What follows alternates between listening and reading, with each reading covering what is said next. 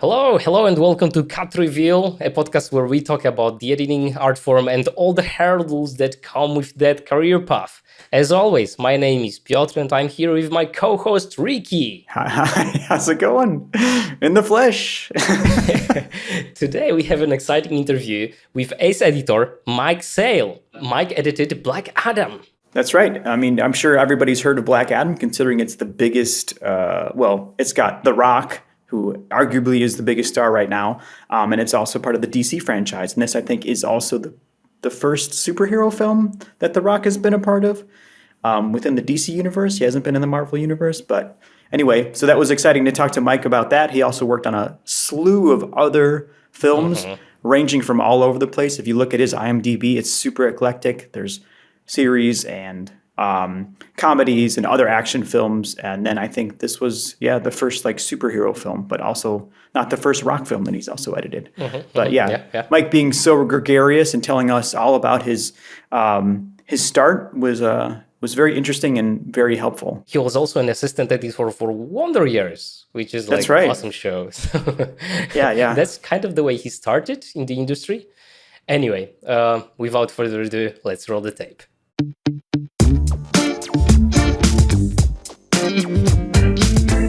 Do you want to say a little bit about like how you got into editing? I would love to. First of all, like both of you, I have a passion for filmmaking and in particular editing. I was like the kid in school that was really smart, but the teachers didn't really know what to do with me. And so they were like, he should be in the play, like this guy should be performing. And I was like, okay. So at a very young age, I was actually on the stage, like, doing like local theater and things like that. And this was a long, long time ago. And our high school actually had a radio station. And so I actually started in 7th grade when I was about 12 or 13 years old. I had a radio show, and you're going to love this. The first show I had was 1 hour long, and it was the polka hour. and let me tell you, when you're a 13-year-old kid and your parents are from Scotland, and you don't really know much about polka music, it's hard to do a good radio show. But I survived the polka hour, and I moved on and, did lots of other radio shows. But I was also doing a lot of comedy, and we were making comedy and writing comedy, and that led to sort of doing sketches, which led to editing them and layering in like music and sound effects. And back then it was like, I was doing it on audio cart tapes where I was splicing tapes together or layering, like overdubbing and re-recording. And what happened was when cable TV came into the community, they gave our high school the public access television station, and everybody sort of grabbed at the cameras, and I grabbed at the editing equipment. And so this would be when I was about 16 years old, and I started editing stuff, and I quickly realized that if I edited the stuff, I didn't have to be the person on stage, failing, bombing on my comedy routines. I could make stuff behind the scenes that I knew worked, and I could, make fun of somebody else or, stuff like that. So that's how I basically got into editing. And like you, Ricardo, I'm self-taught, and, I started just doing stuff and showing things to people. They might have a road race in town, and we'd send all the kids out to shoot footage of people running, all the people in the town. And we would, this was in the 70s, so we'd cut it to like Bob Seger running against the wind. And, we'd bring it down to the local community place and play the videotape on a TV, and everybody would see themselves and they'd cheer and they'd go nuts. And I was like, all right, I like to do this. And simultaneously, I was very much into movies.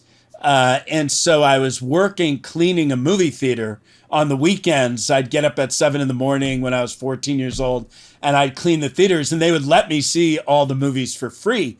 So from like 1978 to like 1986, I saw all those movies hundreds of times with audiences, and I would see the audience react. And so I was kind of doing it, and I was kind of watching it. And I just, by the time I got to college, I was like, okay, I know I want to like make movies. I know I want to be an editor. I was very young, and actually school wasn't really going great for me. I was mostly cutting people's projects, on the side, and I love doing that so much. So when I was 21, I'd never really been west of like Massachusetts, which is 3,000 miles from Los Angeles, California. And I was working in a factory in our local hometown. And I was just like, you know what? I'm going to drive to Los Angeles and try to see if I can do it. And I just, my attitude was like, the factory will be there if I fail. Like I was like, this job is going to be here if I don't survive. So I moved out to Los Angeles. It was, of course, extremely challenging to break into the business. I didn't have a lot of contacts. I had a few people from college that were already out there. So I did get a little bit of work. But the first 4 or 5 months, was like survival, trying to survive. And but then I slowly, got a job where I got people coffee, and then I got a job where I got the editors coffee, and then I saw they had an editing machine, and I stayed late every night learning how to work it. And then eventually the assistant editor had a wedding on a weekend, and they needed somebody to work that machine on the weekend, and I came in and somehow didn't fail, which is amazing because I didn't really know what I was doing. And so it was right when film was being replaced by electronic editing. And I was young enough, I was like of the video game generation, and a lot of the film editors were older and they were having trouble adapting. But I was like, A, dumb enough to not know that I couldn't do it, and B, eager enough to stay up all night until I succeeded, right? If I had to. And so the timing was unbelievable. So within a year, I got, went from PA to an apprentice editor on a movie of the week, which was non-union. And then my first big break was a very low budget movie. And it's actually on the worst movies of all time list, which I'm now very proud of. But it's a movie, in hindsight, it's a movie called The GarbagePail Kids. And I've seen it. Yeah, I've seen it. I still have. Look, I've got the cards. Oh, that's amazing. That's awesome. But it was a $1 million movie, and I was the assistant editor on it, and it went union while we were making the movie. So I got in the union, and also the people making that movie were so kind to me, and they just knew that I didn't really know anything other than this machine that we were working on. And in that 8-month period, they taught me everything that I could learn about movies in 8 months. So it was like a magical thing. And then very shortly right after that, I got on the pilot to The Wonder Years. And that TV show really became my film school. I worked on it for about 3 years. And by the time it was done, I was 25 years old. I was established in the community as an assistant editor. I was able to support myself. And I had learned just, an incredible amount about storytelling, character development, things way beyond editorial, like just how everything functioned, the camera department, the sound department, mixing, it was, I couldn't have had more good fortune when I first moved to Los Angeles. It was crazy. Being an assistant, and like your first credits basically are, being an assistant editor. I have heard like editors saying that it's still the best way to get into editing, but I'm curious about your approach. Like, has things changed?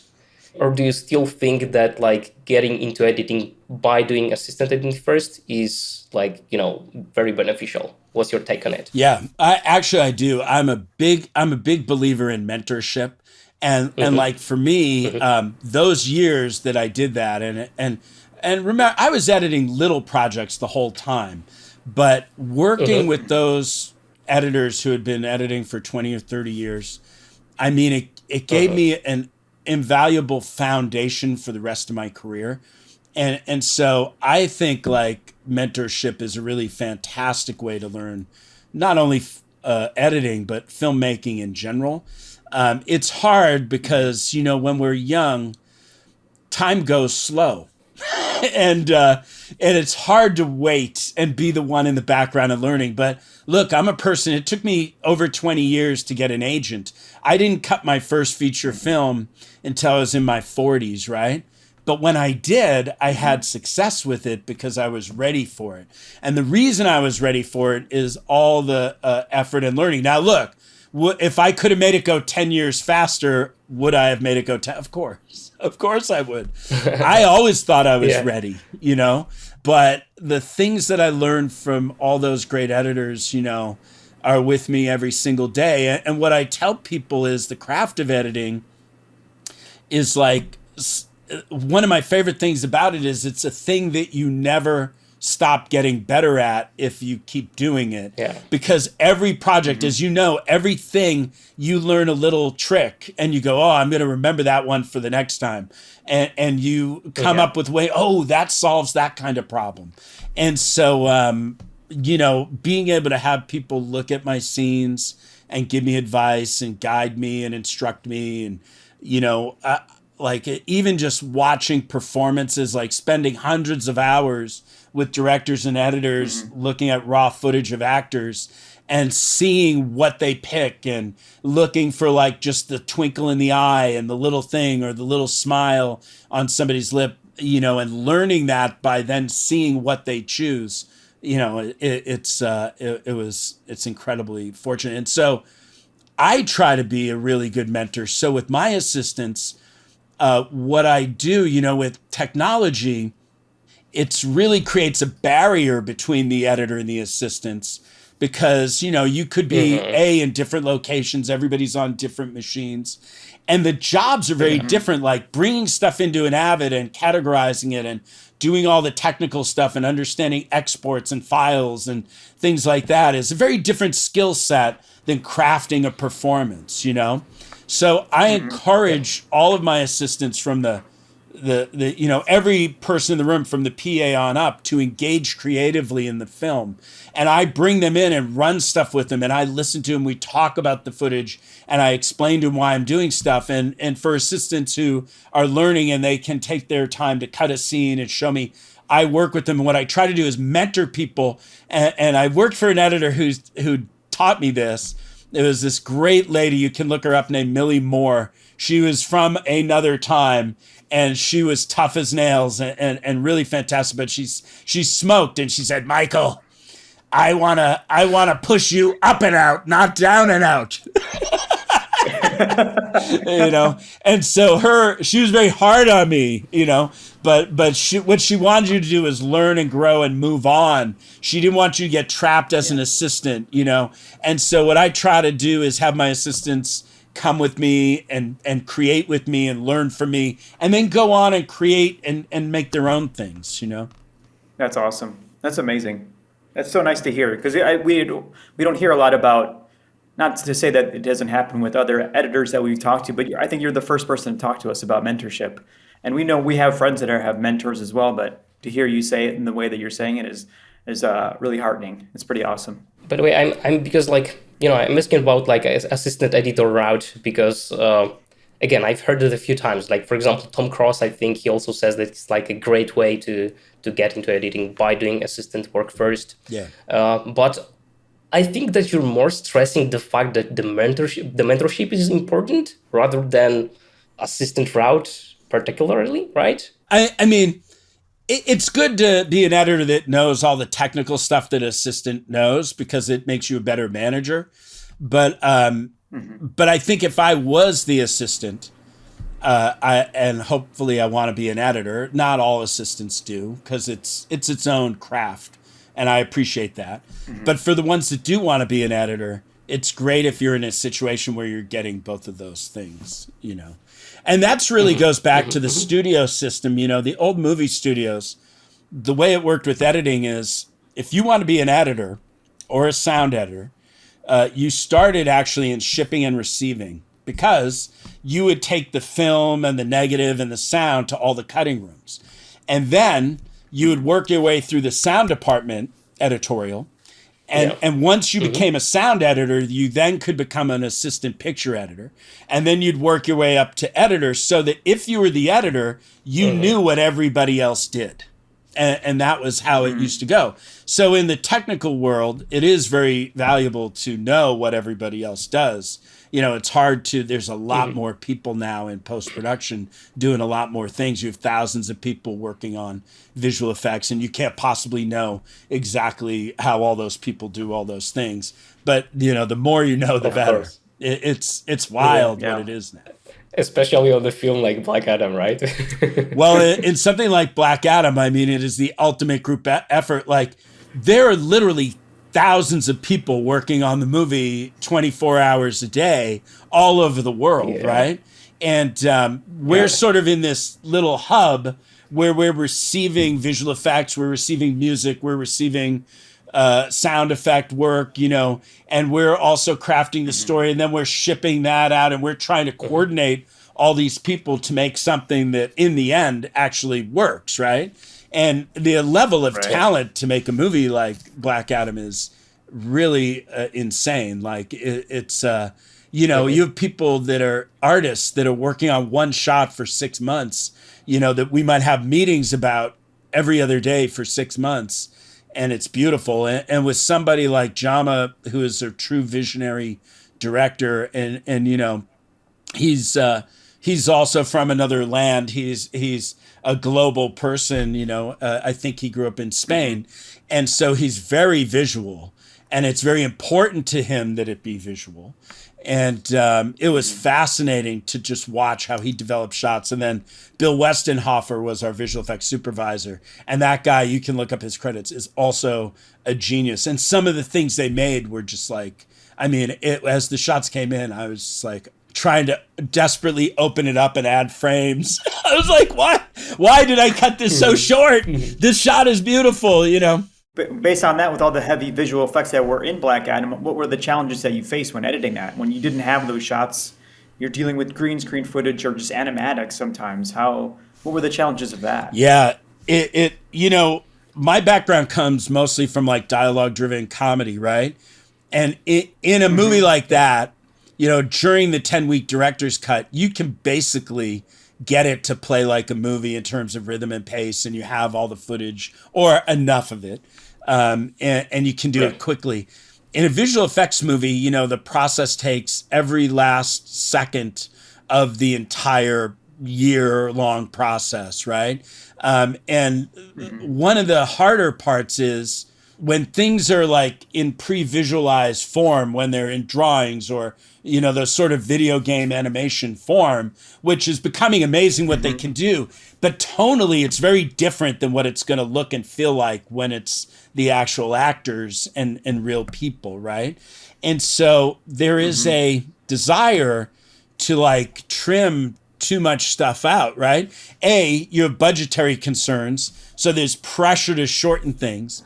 And then B, things might not play great because it looks like a cartoon, right? Especially on these really heavy action sequences. So you have to have faith in what the people are making. You have to kind of cling to the shots, and you have to continually make yourself imagine what it's going to be like when it's done. Like sometimes you might just have one frame of a finished shot, and I'll put that in a picture-in-picture up in the corner during the scene, so I can, in my brain, go, it's going to be this, it's going to be this, it's going to be this. Because your tendency is to want to make the best movie with just what you have right now. If you do that, and sometimes that does happen to me, later you're kicking yourself because you're like, oh no, this is so good, and I killed those 10 shots, And on the other side, you need to be fiscally responsible because somebody, not only do they have to pay for it, but actual people have to make the shots. And you don't want to misuse your labor making a bunch of things that won't be in the movie. So that adds like a trickiness to the entire process. And basically, a few weeks ago in September, we were still editing and taking shots out and trimming and adding shots and trying to amplify it. Whereas in a lot of movies, we would have been done, weeks before you even go to the final mix, But we were making changes up to the very last minute. So is this the first time you've experienced that on any of the features that you worked on? No, because I did Skyscraper was a heavy amount of visual All right. effects. Yeah. Red Yeah. Notice, even though you can't tell, the pandemic created a lot of visual effects. So in Red Notice, like a lot of the extras, we had to comp into the shots because the pandemic happened and we interesting. couldn't have people working in the same room. So even the extras themselves were only in pairs of 2 or 3. So if there's a scene where there's 150 people, that was a giant layered visual effects shot to make it work. Oh, wow. And then even going way back on something like Nutty 2, The Clumps, like back in the 90s, that also had a massive amount of visual effects. So I've been doing them for a long time. Certainly Black Adam was more intense than the other ones I did, by a lot. Yeah. Have you edited Red Notice remotely because of COVID? Yeah, what happened in Red Notice is we were actually in Atlanta. We started reading the news. We were supposed to go do an entire chase scene in Rome that they were going to shoot for 2 weeks. And as the news started coming in, and you remember Italy was one of the first places that got hit hard, and our Rome shoot got canceled, and I started reading about it, and I was like, we better start backing up the hard drives. I think we're going to get shut down. And when I first said it, everybody thought I was like overreacting. And within like 10 days, all of a sudden we were back at home and we were trying to figure out how to cut a movie remotely. Like nobody had really, there were a few things, Evercast had already existed, but there had not really been like a big movie cut like that.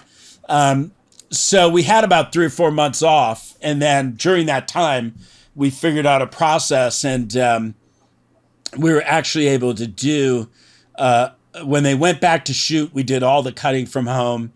And then eventually in the director's cut, me and Rawson were very safe and tested. And we started going in just by ourselves and working in this giant office building. And all the assistants, all the visual effects people were all working from home. And we were just in this giant office working by ourselves. And then Julian came. I think he got vaccinated. He jumped in. And it was just an office with me, Julian, and Rawson for a long time. And then I think by the end of the movie, everybody got vaccinated and we were able to have about 6 people. The technical part isn't that hard actually to overcome, but like collaborating with a director like this on like a Zoom situation, it's actually very fatiguing. And there's something about it that's more difficult than spending time together in a room.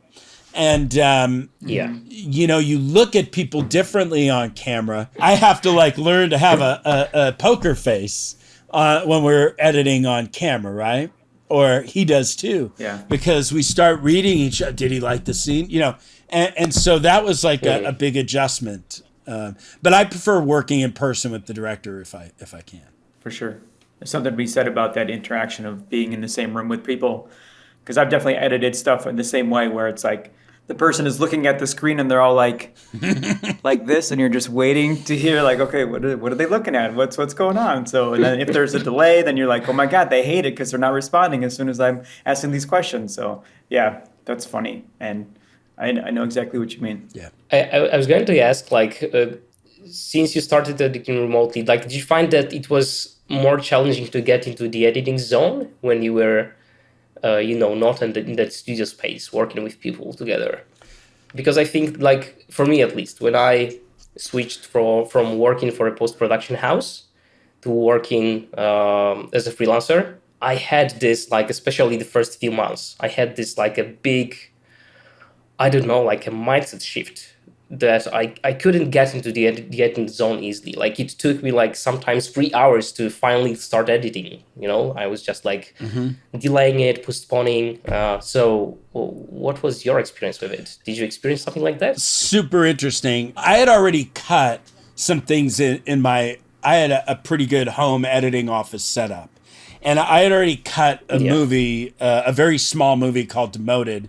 And I did like a little horror film for a friend, like a very low budget horror film that I did at my house. So I had already kind of gone through the hurdle. I know exactly what you're talking about. It's like, I got the dog barking and he wants to come in here and, I'm at home and there's a mailman and there's a thing and it's very different than work. But I had already figured out how to kind of defeat all those things and sort of keep in a work style rhythm. And so when we were doing dailies on Red Notice and I was working at home, I loved it because I could get up at 6 in the morning. They were shooting Atlanta. Emily Freund, who is my assistant, she would have also get up early. She'd throw the dailies together. I would watch them while I was on my treadmill. So I'd get my workout in. I'm watching dailies at 6 a.m. I'm going. I'd call Rawson. I'd watch the dailies. I'd call the director. And then I might go for a walk and exercise a little bit and think about the dailies. And then I'd come back and I'd edit them. And I'd take lunch and I'd eat it with my dog. And then I'd come back and edit some more. And even at night, I might put on like the baseball game or whatever. But I would sit here and I'd put in sound effects or music into my scenes, and so I'd get to have dinner with my wife and everything, but I'd still kind of be working till about 10 at night as opposed to like just coming home because it's time to go home. Right. So that part of it I loved. But after we got past dailies and we got into the director's cut, and now suddenly like a lot of media is coming in all the time. We're getting visual effects. We're having to interact with music editors and sound editors. There's lots of meetings. There's visual effects meetings. And there's all those things. At that point, like I missed having the crew with me together in the same building because they do a lot for me. And so suddenly there was a lot of things that I don't normally have to do, like moving media and making sure the Avid works, that I couldn't have people do. I mean, they would jump in and stuff. So what happened was that really interrupted my creative flow. And also piling on that the director, he actually did come to my house and work a few times. We actually watched Red Notice for the first time in my editing room at home. He was nice enough to come to my house and watch his movie for the first time in my editing room, which was wild because I knew normally nobody comes here. But so I would say like in the future, like if people want me to do assemblies and dailies from my house, I would be more than happy to do that. I love that. But as soon as we get in director cut, I want to go back into the office with all the support. And Black Adam, we were all in a big office together. But we were masked and we would stay in our rooms like 90% of the time. But having that network that we're all working on the computer drives was super helpful. Yeah. By the way, a treadmill is on my shopping list. So yeah, I tell you, when I was in my 30s, I could just work on a movie and gain 20 pounds and take 3 weeks off and lose weight without even trying. But now I have to try. Now I have to work at it to stay healthy. Mike, I've noticed you have like a gap, like a 5-year gap in your credits on IMDb. And did you ever experience like a creative burnout? Oh, actually, no. I was working that whole time. Around the year 2001, I was kind of stuck as an assistant editor or an additional editor, and I wasn't moving up as the main editor of features. Somewhere around, I want to think it was around Undercover Brother, maybe. And then I got an offer to cut a TV show called Judging Amy. And it was with some friends that I actually had worked with on the Wonder Years. And I wasn't going through creative burnout, but what I was going through was a burnout in that I was about 40 years old and I was feeling like I had no life, that I had just been working 16 hours a day on all these movies. So Judging Amy was a wonderful TV show with great actors, but it was also really humane. And I could do that job in a short amount of hours per day. So I actually got to have a life and I got to have some weekends off. And so I went there. I was only going to do it for one season, but I enjoyed having that life so much that I did it for about 4.5 years. And I was also teaching editing during those years. And there was a moment around 2005 or 2006, I had met my wife during that time. We had gotten married. And I was wondering, am I ever going to do another movie again? Because I was pretty happy. And, I was, by the way, also in great shape. I was like, I was feeling good. My wife was happy. Everybody was happy. And one day I was sitting at home. This would have been around 2006. And my friend and mentor, Bill Kerr, called, who is a fantastic editor. If he'll ever give you an interview, you should interview him. He's a brilliant guy. And we did a lot of movies together, starting with Tommy Boy all the way through, I think Bridesmaids was our last one we did together. And he called me up. He's like, Sal, you've been loafing. And I'm like, what? He goes, I got a movie. I want you to come and work on it with me. And I'm like, is it good? He's like, well, you read the script and you tell me. So he sent me the script, and I sat at my kitchen table and I read this script, and I looked at my wife and I said, you're not going to like this. And she said, what? And I go, I think I got to give movies one more chance. And my wife, who's a big movie fan, she looked at me, and this is why one of the many reasons I love her. She said, you absolutely have to do this. You're an artist, you're talented, and you should be cutting movies because you're really good at it. And it's an amazing thing to have that kind of support. The movie was Superbad. And I read that script at my table, and I was like, I got to go do this. I was like, this is like every high school movie I ever loved. This is like every story I ever loved. It's R-rated. It's insane. It's going to be amazing. So I went, I gave up my freedom and I went back, and that turned into this incredible run of doing all in a row. We did Superbad, Forgetting Sarah Marshall, I Love You Man, Get Him the Greek, Bridesmaids, Hangover 2, and then I did We're the Millers. Like, so that all happened like, after that break. And I really think, Peter, that break of doing the TV show and having a life, not only did I become a much better editor during those 5 years, because I got to do a lot of editing. TV is a lot of editing and very fast. But I also got to live my life and like have more to say in the editing room. I developed as a human being more. And it also gave me a deeper appreciation of my opportunities as a feature editor. So when I had that, what I call the second chance, I went for it in a way that I wasn't capable of doing the first time. And I think that's why it happened for me, So I wanted to ask you, because you're an additional editor. As an additional editor, is it usually like the editor's, hey, I need help with this, or I want you to come because I know that I love the creativity that you have and your skills, so I want to bring you on as an additional editor for this? Or how does that work when it comes to like being brought on as an additional editor? It's additional editor can mean a lot of things depending on why you are the additional editor. Sometimes it's somebody that comes on and recuts a movie that's not working. Sometimes it's just somebody who helped out. There's a lot of different things. But in the case of Bill and I, we started working together on Tommy Boy. I was the first assistant editor, and I had only worked on maybe one or two movies before then. I was mostly did TV.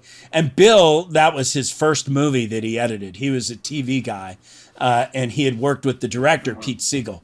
So the real truth of it in our case is Bill and I worked on these movies together all the way back on Tommy Boy. He was mentoring me, but I was also watching cuts with him every night, and we would argue over the movie and we'd make stuff. And I wasn't doing as much cutting back in the early days. But by the time we got to like Nutty to the Clumps, I was also cutting a lot of the scenes, and I earned the additional editor credit. And Bill was very generous to give it to me. So like on things like Superbad and Sarah Marshall, I was cutting lots of the movie under the mentorship of Bill. And we were also, making the movie by collaborating and pushing each other. It was an interesting dynamic because he's a super talented guy.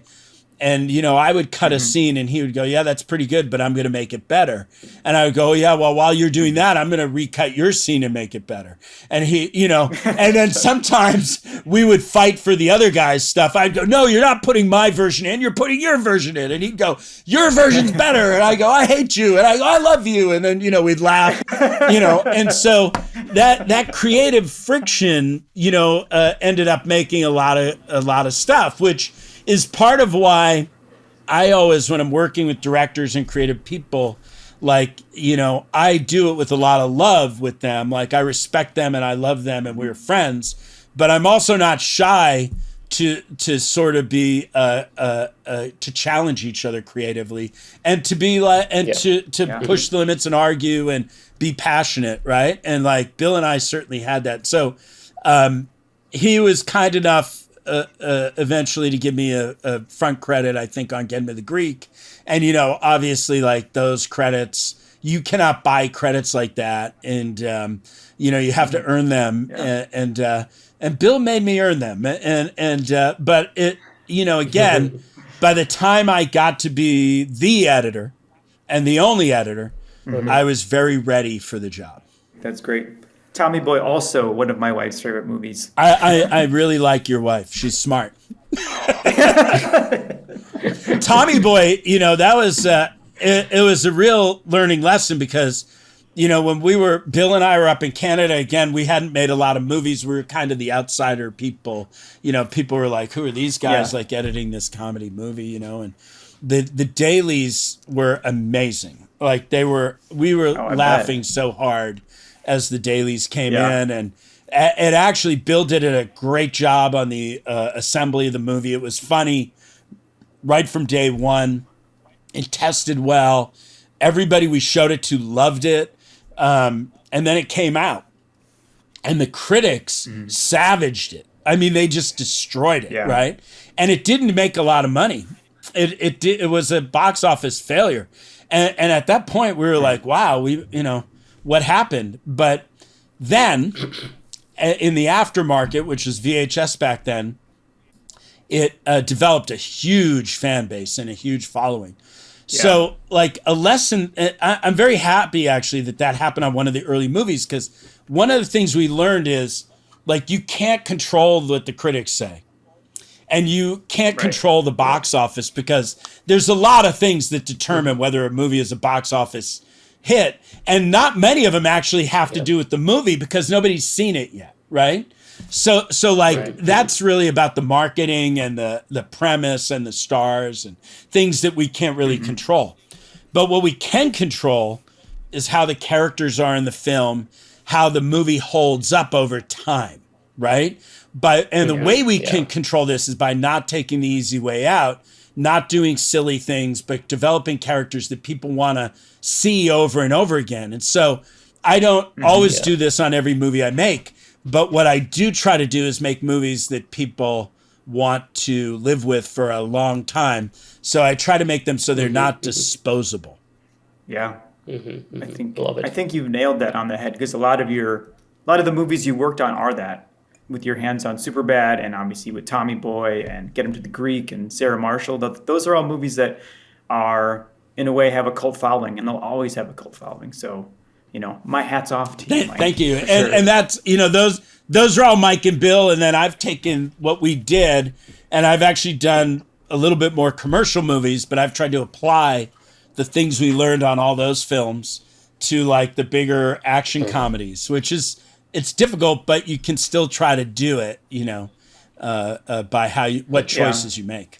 So then that leads me into this: is you worked on comedy so much. So then what was the challenge then going into like action movies, or, the comedy action, or what, was there anything different with that, or what were the challenges of working on stuff like that? It was massive. I mean, first of all, we've had action in the comedies for a long time.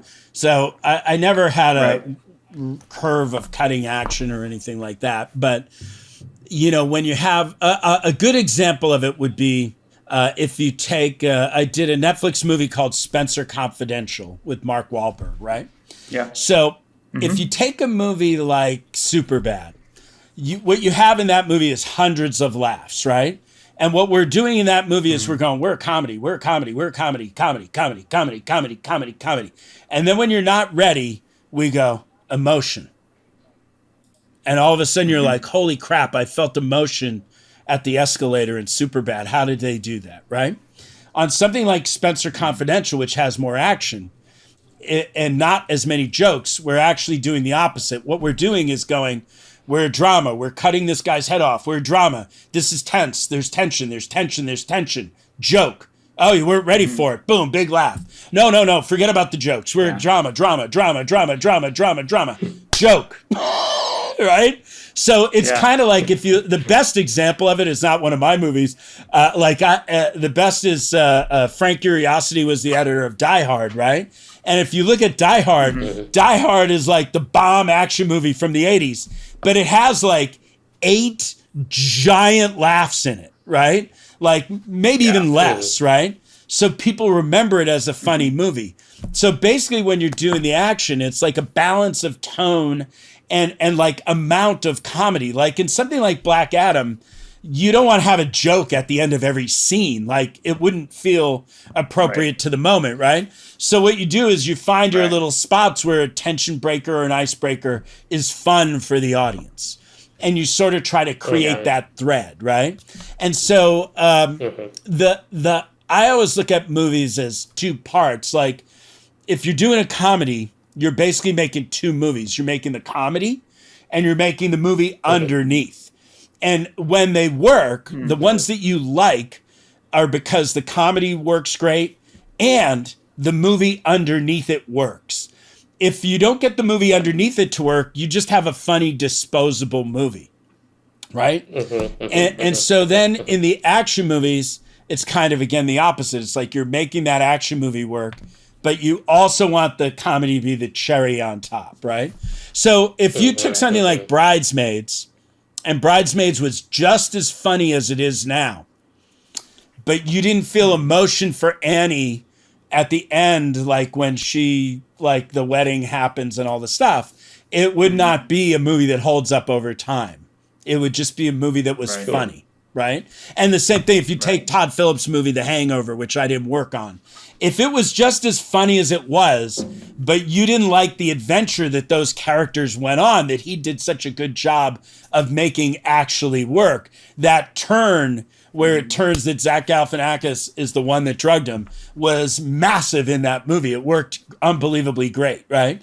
If he didn't make that work, it wouldn't have been a movie that held up so well, right?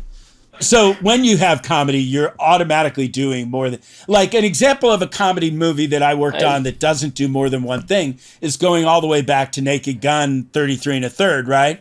Those sort of parody movies, they're only doing the one, there's no emotion in those movies. It's false emotion. And they're very funny and they're 3 laughs a minute. But, and you know, those guys were so funny that they could do that and make it hold up over time. But generally, those only do one thing. I think the comedy elements are kind of like needed in any movie, I think.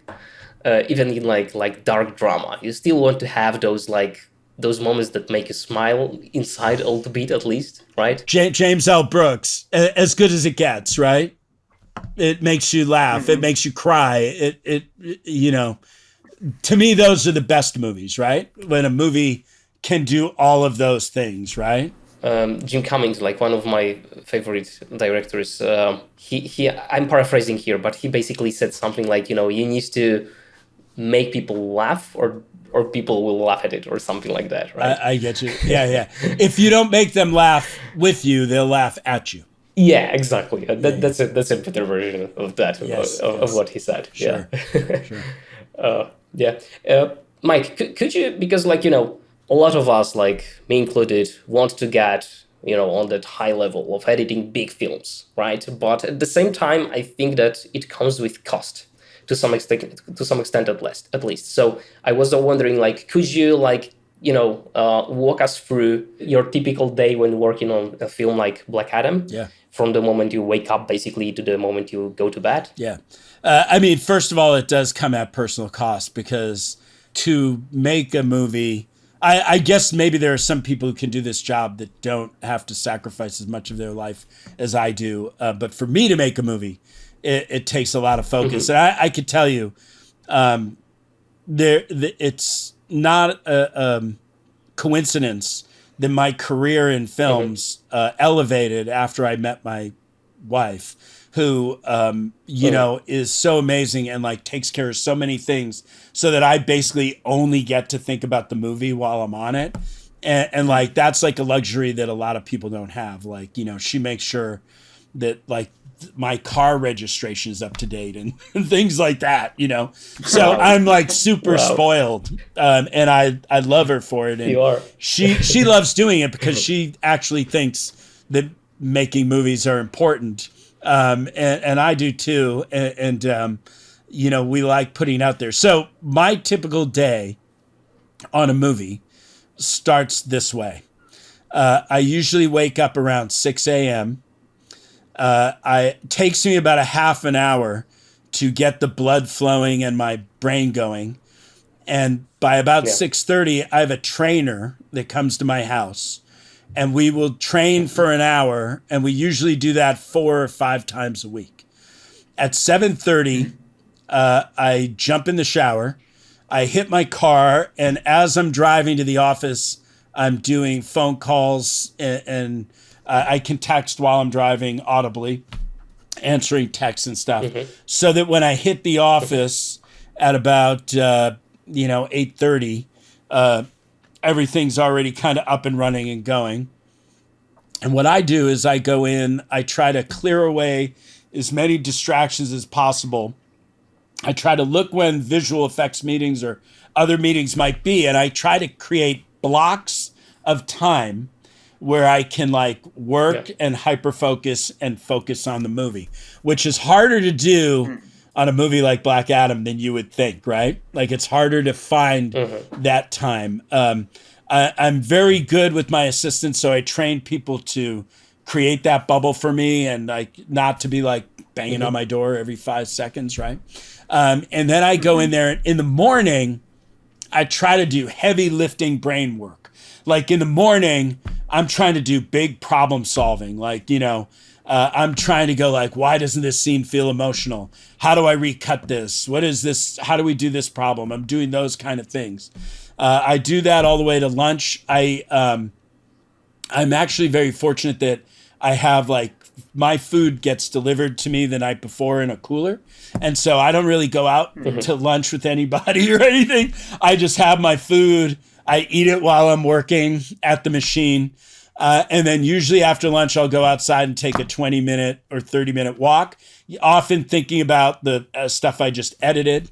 I come back into the afternoon. Hopefully that's when the early afternoon the meetings are. And then when the meetings end, you know, usually about 3 or 4, I'll go back to work, and I'll try to work until like, you know, if I'm at an office, maybe till like 4 until 8 or 9 or 10. You know, and generally as the day goes on, I segue from heavy brain power things to things that are maybe easier, like watching other people's scenes and giving notes, or listening to music, or approving visual effects shots, like things that aren't that sort of puzzle thing, because at a certain point during the day, I can't do it anymore, you know, like I'm just tired. And then the other thing is that's been a little twist on this is because we can now, you know, access material from our houses. Instead of staying till 9 or 10 or 11 or whatever, a lot of times I'll leave at 8 o'clock after the traffic's done. I'll go home, and then I might sit at home and look at some of those things online until, you know, it's 10 or whatever. And then a lot of times I'll go in the house and watch a 1-hour TV show with my wife, which she picks, because I can't at that point pick. And, you know, and then I'll hopefully fall asleep around 11:30 without dreaming about the movie, which is often what it's like in my head. And that's pretty much a typical day. Wow. What TV shows have you seen during editing Black Adam? Actually, we've been pretty good. You know, wow, all your typical ones. One that we love is the War of the Worlds is great. The new War of the Worlds, which is on Epix. We just watched the Lord of the Rings one, which I thought was fantastic. We and we're gonna watch the House of Dragon. We're caught up on that. We watched Severance on Apple TV. Lots of shows. We like, I don't watch as many comedies. It's mostly those kind of dramas usually. And I like audibly quiet shows, at nighttime. So like my wife likes like The Amazing Race. I don't know if you've ever seen that, but that show's like, and I'm like, no, watch that before I get home. I'm like, so I like these kind of dramas where it's like, bum, bum, bum, like something audibly quiet. Because I'm doing these loud, I'm in a thing all day, Yeah. So with that being said, in regards to your day, we talk about mindset on the podcast a lot. So we're curious, it's like you're about to start a project. So do you have to do you use a lot of references, or how do you get into the mindset to edit something like Skyscraper or Black Adam or any of the projects that you worked on? Is there something different, or I don't know what I can use. I'm losing my words, but basically like a mindset that you get into to prepare yourself or to do your best work, so to speak. Yes, I have a great answer for this, and it's going to blow your mind. I can tell you. I say this knowing I don't know how other people do this, but I am pretty much an all immersive into the movie kind of person. And so once I take on a project, I, of course, start studying not only the actors and their previous performances, so I'll watch some of their other movies, but also, the material and what the movie's about, and what the character's about. And to me, I think the most important part of the movie is not the story. I think it's the characters. And what I focus on most is the characters. And part of this comes from, remember I told you at the beginning, the very beginning of this to me was I was a person who was performing and on stage, right? So I was making characters and I was actually doing it. So you know how there's actors who are like method actors and people make jokes about stuff? Well, in a weird way, I consider myself a method editor. So like what happens to me when I'm working on a movie is those people in that world become real to me. And those characters become real to me. And as I'm editing it, I'm trying to be all of those characters. So I basically carry in me this group of people. Now, of course, I'm taking my cues off of the actors and the writers and the director of what they did. But by the end of the movie, somebody will say, well, maybe Will Sawyer would say this. And I go, he wouldn't say that. He would say this. And they're like, how do you know that? I'm like, because I know Will Sawyer. Because I know this guy. I know this guy, right? And sometimes the director or the writer will be, you're wrong. He's not that guy, right? But in my mind, they are real people in a real thing. I mean, one of the sad things is that my whole life I was a voracious reader of fiction. But when I'm doing movies, I cannot read fiction because I can't have the other voices in my head. So I read a lot, but I read a lot of nonfiction, so that's how I kind of do it. So like, I'm trying to connect with them. I'm trying to find them, and I'm trying to make them feel like the real people, even if they're in a fantastical world. Yeah. That's great. Have you seen, by the way, Jim and Andy on Netflix? No. It's like a doc where Jim Carrey, he... Oh, I would love to see that. Yeah. First of all, Andy Kaufman is one of my heroes growing up, and also Jim Carrey is brilliant. And I think I may have seen that. It's a documentary talking about how he played Andy Kaufman, right? Yeah. How he took method acting to extreme. Yes, basically. Yeah. Which is fascinating because Andy was also like basically his entire life was method acting. And took it to an incredible extreme as well, Yeah. I'm certainly not like those guys. Like, it's a slighter thing in editorial. Like, I'm not like talking in their voice and stuff. But, in my head, I'm like, if you came in and watched me edit, I might be mouthing the words and I don't even know it, right? Like I'm playing something back. Okay. Yeah. That was going to be my next question: is how often are you speaking out loud, talking to just to the screen or to the characters on the screen? All the time.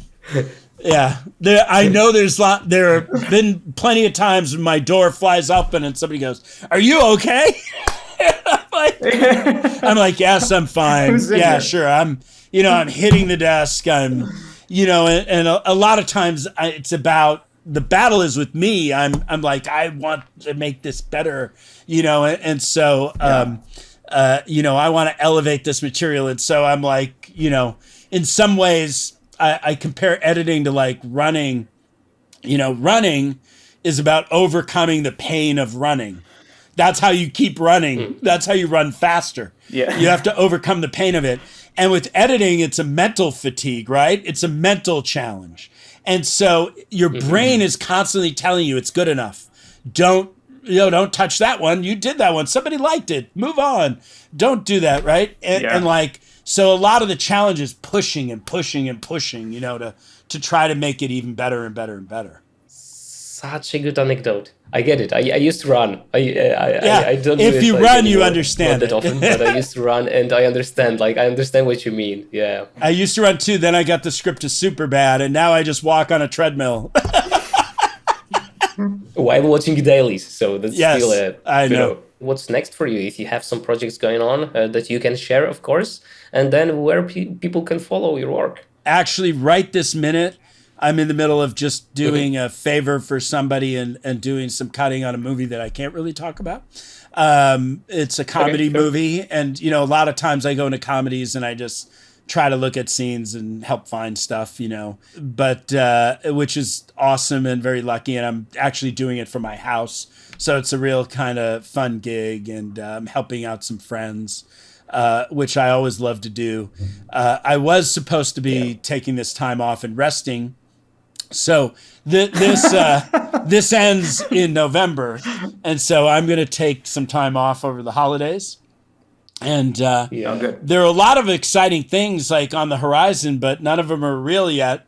So I haven't really looked into 2023, but I hopefully will get a chance to do something where I can learn and I can grow. I don't like to make the same thing over and over again. And that's why you see with my credits, they change a lot. People are like, what is a Mike Sale movie? And I'm like, a lot of variety, it's a movie that I could get that's different from the other movies that I did, And that's sort of what I like to do. And people, I'm easy to find. I'm on Twitter. And they can communicate with me there. I can't do a lot of phone talking. I can't do a lot of communicating during the day, but I do try to help people. I love mentoring people, and I do try to help people with their projects or their things when I can. Sadly, often I can't. You're one of the first interviews. I actually stopped doing interviews for 8 years, I think. Maybe that could be off by a year or two, but I just Ricky was actually sorry for interrupting, but Ricky was actually like, before we interviewed, we jumped on the call. He was like, I can't understand why there is no like mic interviews on the internet. There's nothing. I stopped doing them because I didn't feel like I had a good grasp of how to talk about editing. It's a hard thing to talk about, and I wasn't sure anymore what I wanted to say about it. And the thing I think that happens a lot in editing interviews is that it sounds like you're saving the movie or you're fixing the movie. And I hate that because our job is to elevate the movie, right? So just because you found a way to elevate the movie doesn't mean something was broken or somebody didn't do a good job, right? So it was always kind of sounding like that. And I just didn't like it. And so it wasn't until recently that I felt that I had some more to say about editing. And one of the main things, and I'm so glad you asked about it, is I really did want to talk about mentorship. And I wanted to talk about, the good fortune I had and the people I met when I started out. I think that's really important. And as I sort of head into the last 10 or so years of my career, I'm really focusing on that and passing the art along. And so that means a lot to me, and that's why I want to do some interviews again. That's great. Like, we're thank honored you. to have It had was you an on. honor, exactly. Yeah. All right. Well, you guys are fantastic. Thank you, Mark. And I can't wait to listen to the podcast.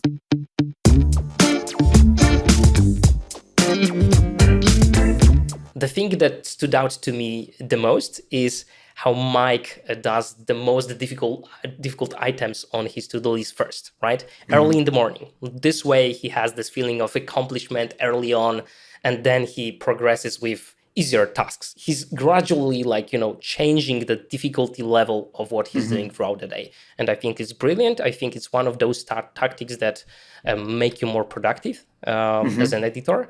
I loved it. Yeah, and that's not the first time that we've heard that either, which is also heartening because if we're not doing that right now, we should be doing it. Yeah. And I speak for myself Definitely. that I know that I'm always doing heavy lifting throughout the day. But yeah. That's something. Yeah. The thing that really stood out to me was how he was the assistant editor on the GarbagePail movie and the GarbagePail Kids movie, which is a terrible movie, and you should see it regardless. But I thought that was pretty awesome. He said that he's proud of it, right? Yeah, and then he's proud of it. One of the Yeah. worst movies of all time. But also in regards to that, because he was an assistant editor on that film, there's the advantages to being an assistant editor. Not to say that you need to be an assistant editor to be an editor or a great editor, but there are advantages to knowing how an editor works, and also which will inform your game as an editor in regards to project management, and will help you as a mentor in regards to your assistant editor, so that you can bring them up with you so that you can level up their game as well. I think that those are huge Essentially, things to talk about. you're sending the elevator back down, right? Correct. You're proactively working on the skills of people that work for you so that Right. they can be in your position one day. That's great. Yeah. And then the other thing that really stood out to me, which is we did talk about it, was that this was one of the first interviews that Mike had done in 8 years. Yeah. Which explains why when I was doing research, I couldn't find anything about Mike or him doing interviews at all. So we're really happy that we were one of the first that he was able to talk to, and that we got to talk to him. So that was really cool, because Mike, as you saw and can hear, how gregarious he is, and he's just really funny, and a lot of knowledge to share. I can picture myself drinking beer with him. So Yeah. He's great. He's or great. any beverage, to be precise.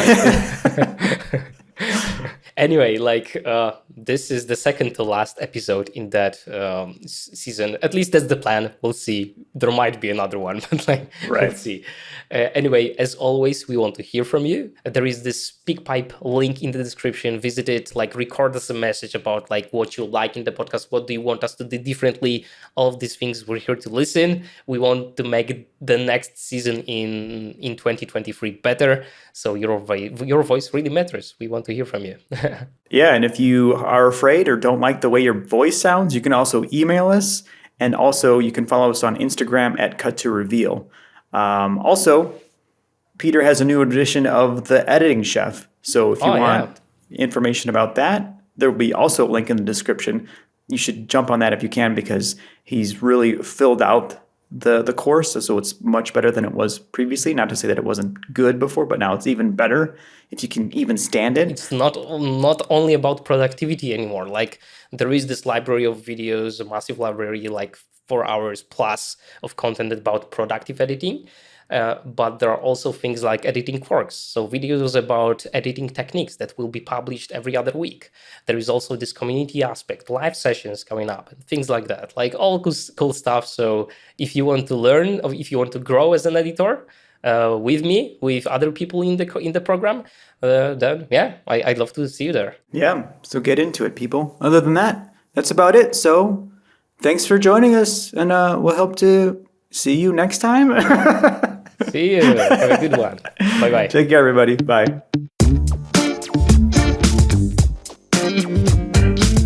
Thank you for taking time out of your busy day. If you like what you've heard, please rate, review, or subscribe on whatever platform you've listened to this on. Your reviews help other editors to discover the show, and tell your friends. Also, if you have any questions or comments, leave us a message at SpeakPipe. There's a link in the description, or email us at podcast@cuttothepoint.com.